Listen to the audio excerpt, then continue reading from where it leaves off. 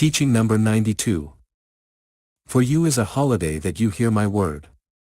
Those of you who have faith recreate yourselves, and those of you who have doubts torment yourselves, because you would like to see me as a man to have absolute certainty of my presence.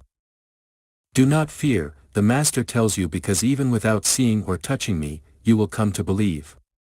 My word, while persuading, sensitizes all the spiritual fibers of your being, and you will come to feel the spiritual manifestations with you, when peace knocks at your doors or love approaches your heart, when death is around or lurking temptation. The best inheritance that I will leave you will be this doctrine, because the one who knows how to interpret and practice it as it requires, will reach the supreme peace of spirit, but whoever alters it in the interpretation or in the practice, will cry with great bitterness, but they will not be able to blame me, because their conscience will tell them that this pain is proof that they have been outside the law.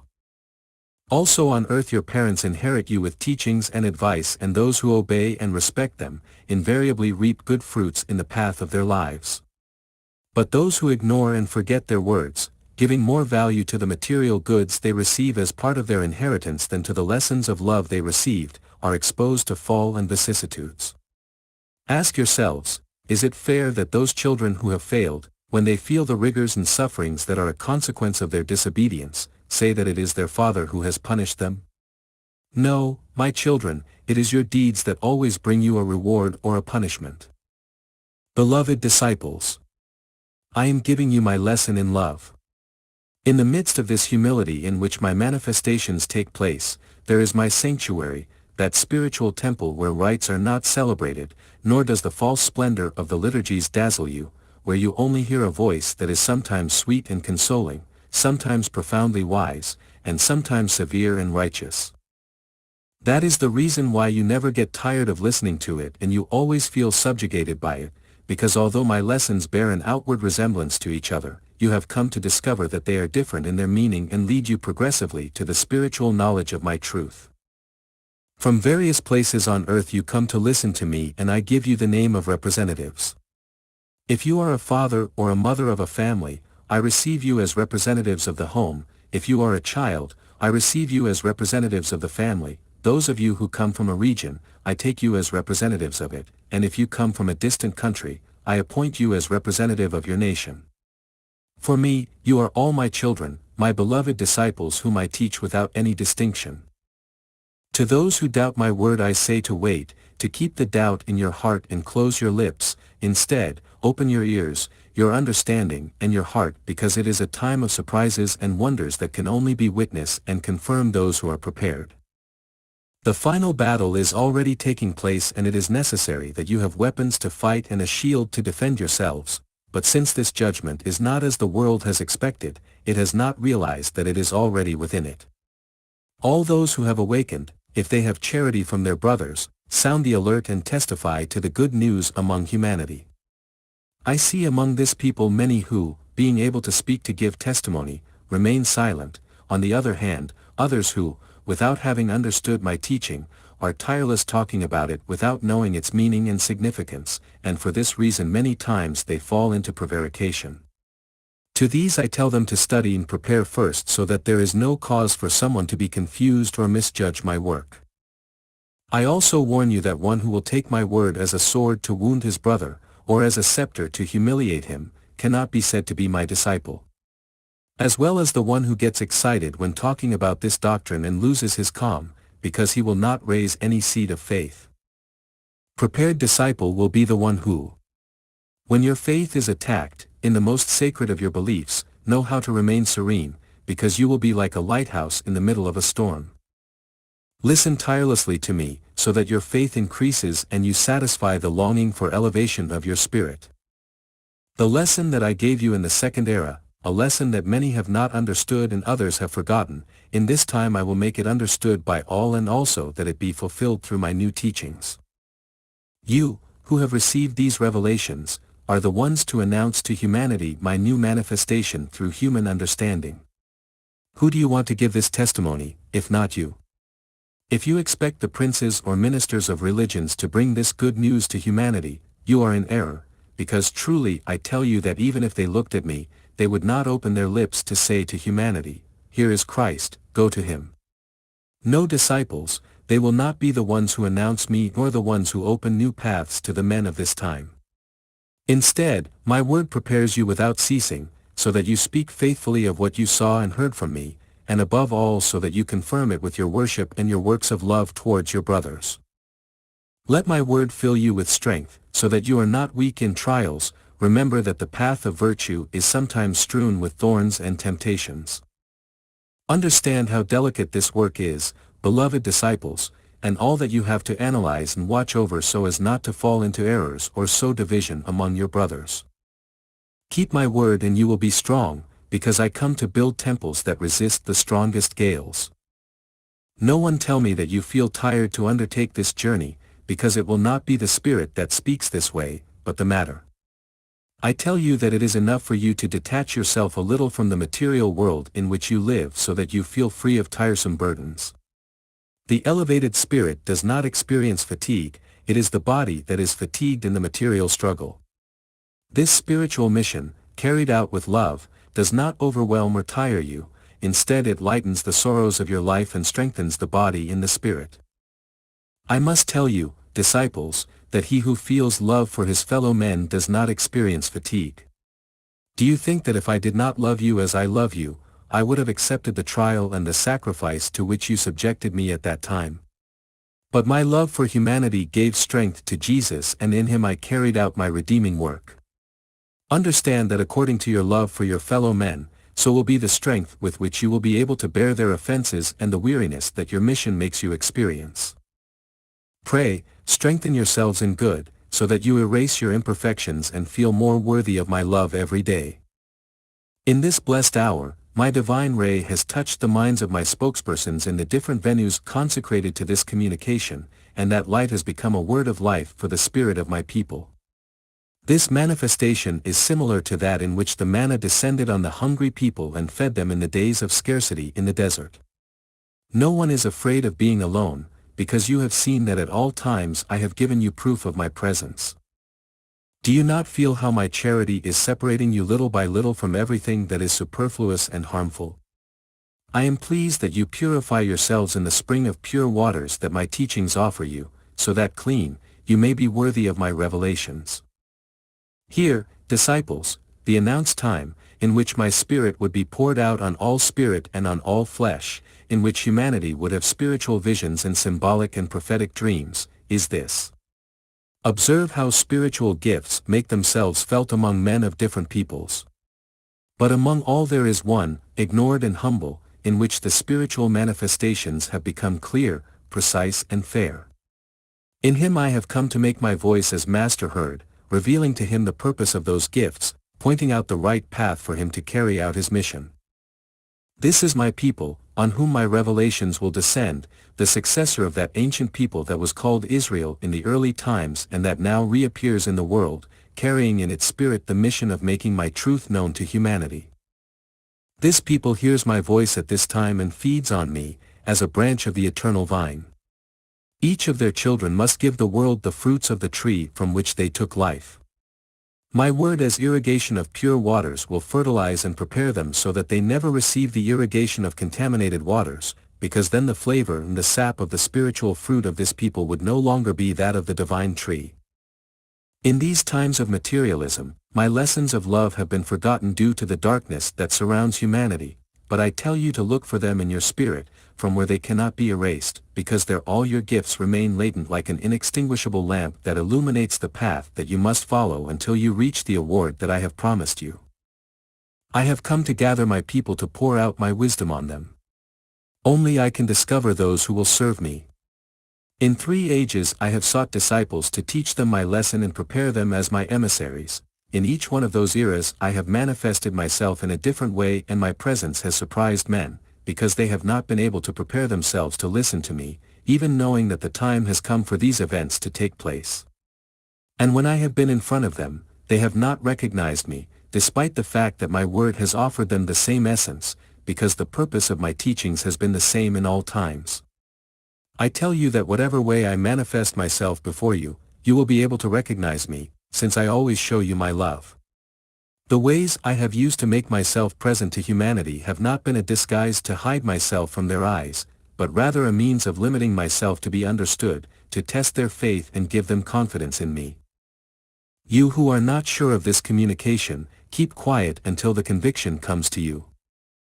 Many of your doubts have been born from the fact that you look at these spokespersons as imperfect beings, and that makes you wonder if it will be possible for the Divine Spirit to speak to you through this means.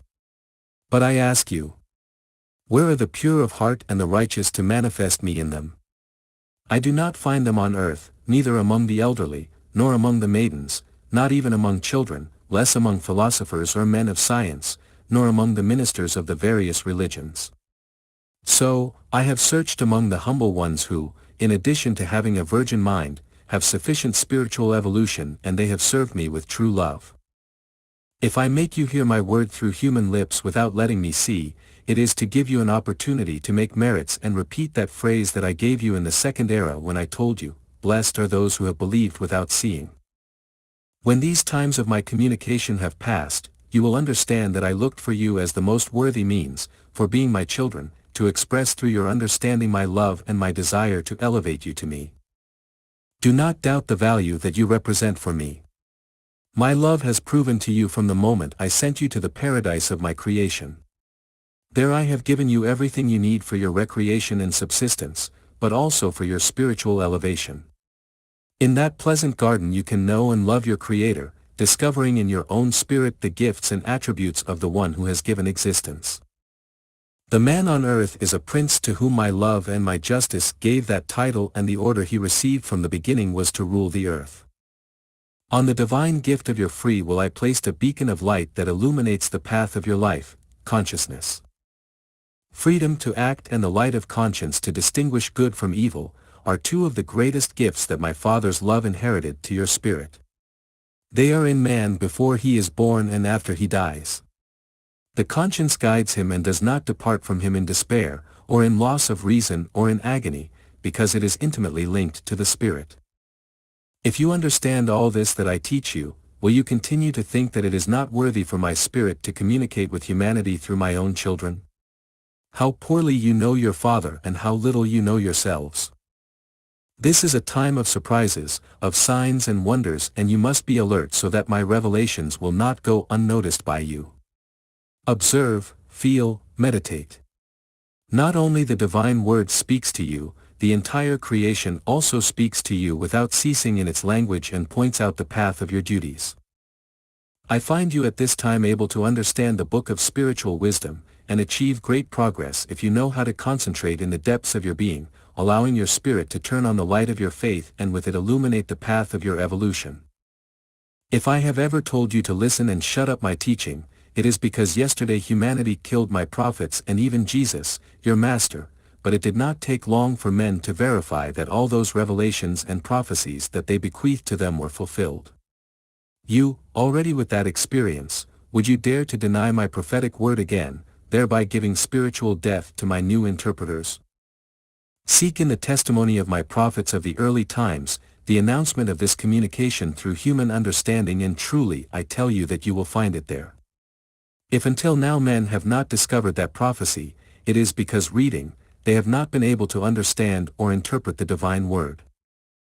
I receive all those who wish to hear my teaching, the same as those who hide doubts and even mockery, as well as those who would give their lives affirming that this communication is true. But I have not asked my disciples for that sacrifice, only that of their loving and persevering in good, they call sacrifice. The day of my departure is drawing near and you must prepare. Think that I will not leave you material goods, my bequeathing is wisdom, love and strength. I leave you the book of my word, which contains all the teachings you need to guide yourselves correctly in your lives. Faith will accompany you wherever you go. If yesterday you forgot me in your hours of joy, now, when joy and peace are in your heart, you will remember me giving me thanks, as well. In the hours of pain you will know how to look for me in solitude, in the intimacy of your being to entrust all your complaints to me, looking for the strength you need. You will always respect the faith or beliefs of your brothers, considering that the heart of man is my temple. When you want to penetrate inside it, you will do it with love, praying before drawing back the veil of that sanctuary.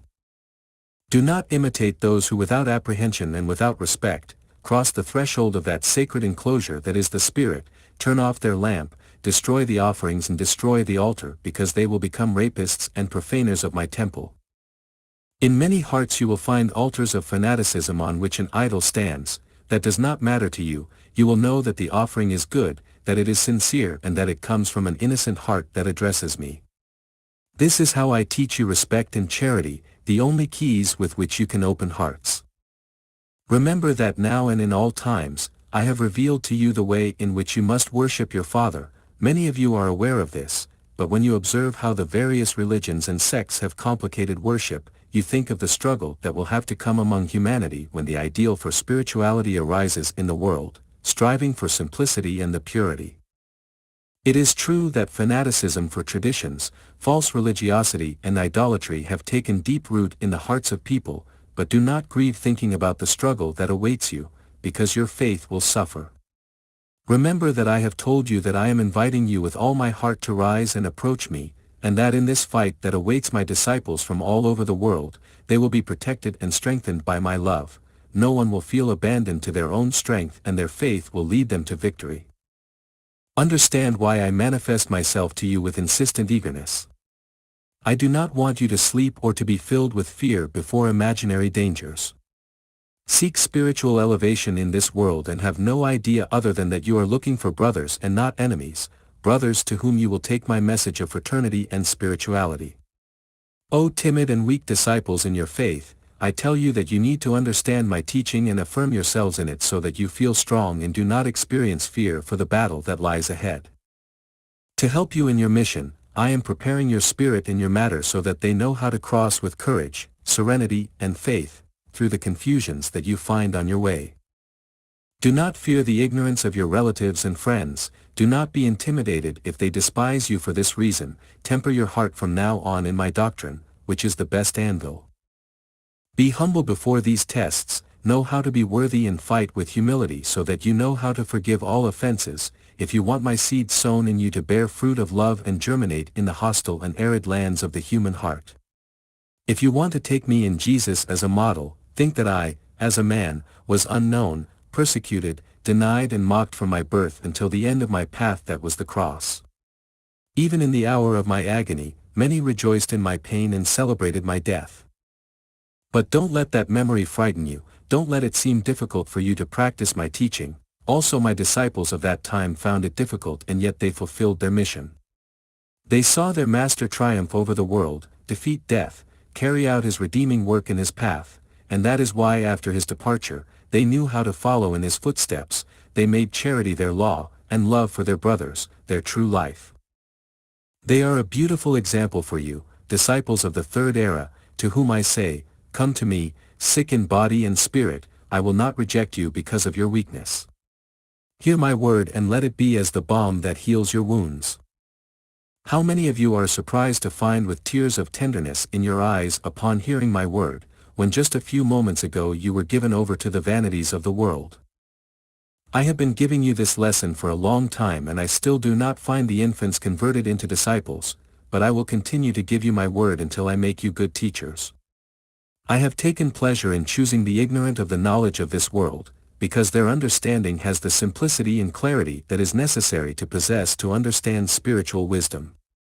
I have chosen the poor, because they in their humility, feeling covered by my grace, have known how to appreciate the value of the gifts that I have granted them, but to the rich, who only covet earthly power, how small these divine attributes seem to them and how few have come to me in demand of grace and gifts for their spirit. But I am always ready to pour out my Arcanum on each one of my children at the moment of their preparation. To those poor that I have adorned, I teach them not to reserve that treasure only for themselves, but that they should share it with their brothers. The spirit that knows that it carries in itself the gifts that its Lord gave it, enjoys and fights to preserve them, is aware of its evolution and strives to make that jewel that has been entrusted to it shine. Think then that the one who moves away from my path, after having been disinherited, is not as disappointed with his Lord as he is with himself, because each level he has reached has cost him an effort, a suffering, or a restitution. Don't you know that he who walks outside the law strips himself of his virtues and his gifts? That is why I have come at this time to help you restore to your spirit all that it had lost, and for which it felt weak and needy. You will all receive light. There won't be a single one who doesn't feel the awakening of his spirit and the desire to rise above the human. Plants that had been parasitic will become flourishing and fruitful. Because I love you, I will always give you the opportunity to save yourselves, but you must think that all the time you waste will make your return to the path more painful.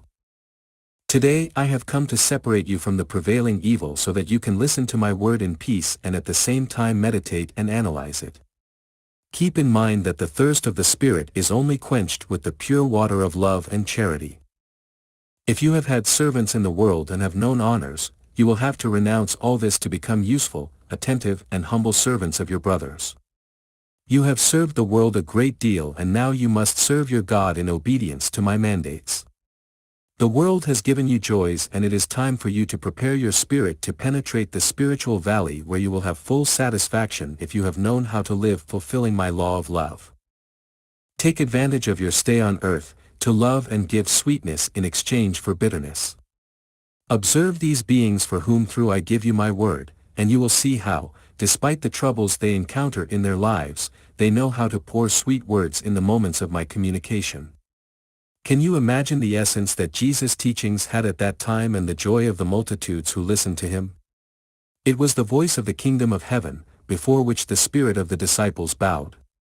Every time the lips of the divine master were opened, his words fell like balm on sick hearts and healed many wounds, and was the path that Jesus traveled a flowery path?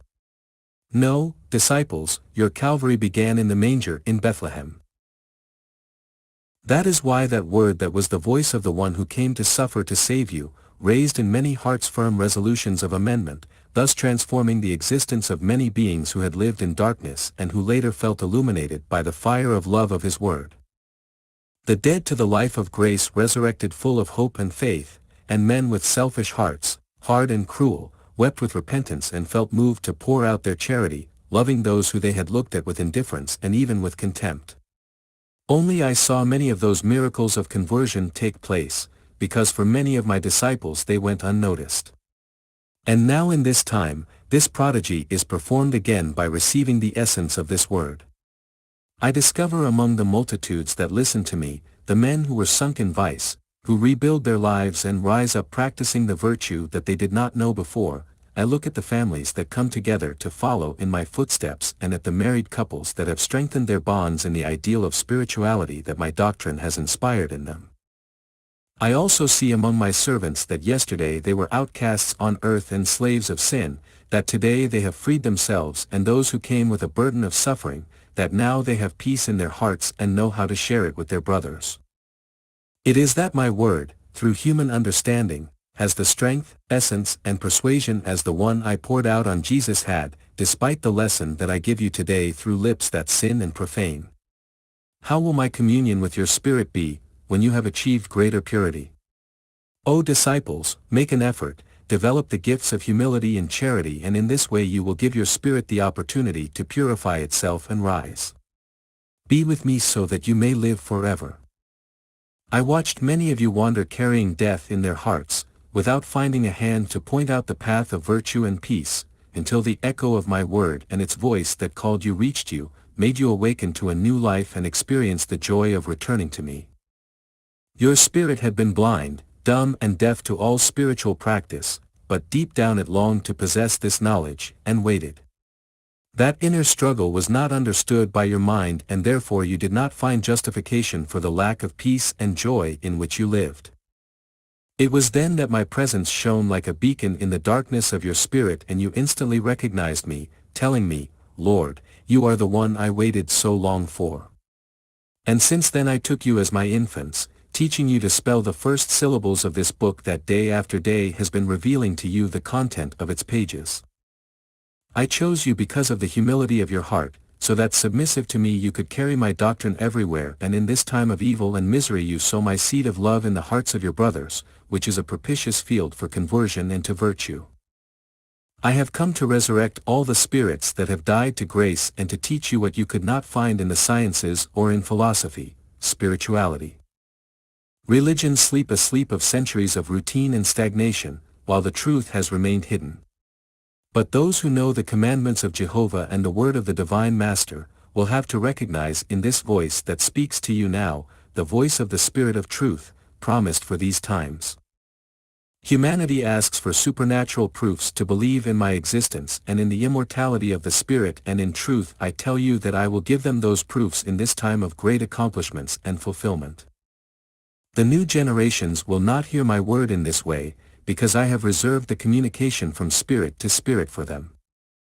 I expect from you the fulfillment of my mandates. I will speak to you through the spokespersons until the year 1950, the date on which this stage will end. But I do not want you to weaken on that day of justice, because you will divide yourselves and fall into errors. Be prepared for you to hear the voice of conscience and be responsible for all your obligations. Watch over the health of your body, seek its preservation and strength. My doctrine advises you to have charity for your spirit and your body, because both complement each other and are needed for the delicate spiritual fulfillment that is entrusted to them. My path is narrow, but it is safe. Do no more vain penances or sterile sacrifices. Take from nature what is necessary for your material life and elevate yourselves to me, in search of spiritual sustenance.